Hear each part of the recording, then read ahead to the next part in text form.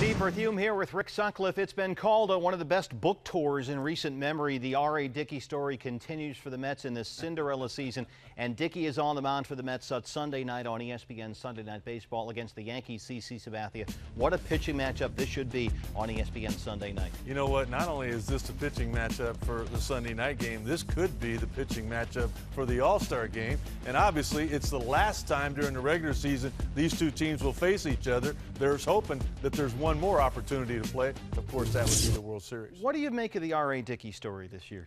I just think that he's doing something nobody's ever done before, and that's throwing that knuckleball with more velocity than we've ever seen. A lot of times, the philosophy on a knuckleball was if it starts high, let it fly. Well, that's not true with R.A. Dickey because he can throw it hard enough to keep it up there in the upper part of the K zone. Yeah. He also can change his grip, take a little bit off, a little bit of that speed, and it turns into a conventional one that's going all over the place. It's tremendous the ability that he has to not only control that, Steve, but he fields his position well, he can handle the bat, and he controls the running game, which are things that knuckleball pitchers in the past could never do. Because the typical knuckleballer, the Wakefield types or one of the Necros, it would just sort of flutter in there at about 60 miles an hour. Yeah. Dickey's pitch doesn't do that, right? Well, I used to face Phil Necro and Joe Necro. Phil was a lot slower. Phil was easier for me to make contact with than Joe was. Joe could throw it a little bit harder than that. But the other thing about Dickey is he's got a legitimate breaking ball and an 84, 85 mile an hour fastball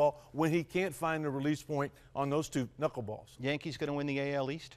There's no doubt in my mind they're going to win it, particularly last Monday night when we were there and saw CC Sabathia turn the corner. He had been good, but he had not been great. He even admitted that. But all of a sudden he found that release point on that two-seam fastball to go along with the wicked slider. I think he had 10 strikeouts on that slider. But when he can get those easy inning and those first, second pitch ground balls, he's headed towards 20 victories again. We joke a little bit here about the Mets, the scrappy underdog Cinderella New York Mets. But it does fit a little bit here. How long can they keep this going? Well, you think about it. There's 6 games under 500 without, the record of R.A. Dickey. But to me, it has really been the change in Terry Collins.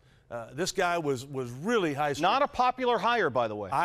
You know what? I thought it was a mistake to begin with. I played with him back in 1977. I know what people said when he left Houston and he left the Angels. He wasn't a popular choice, but he's a different guy. And I'm telling you, they're starting to buy in to his philosophy, and they're starting to gather some of his passion for winning baseball. What's different?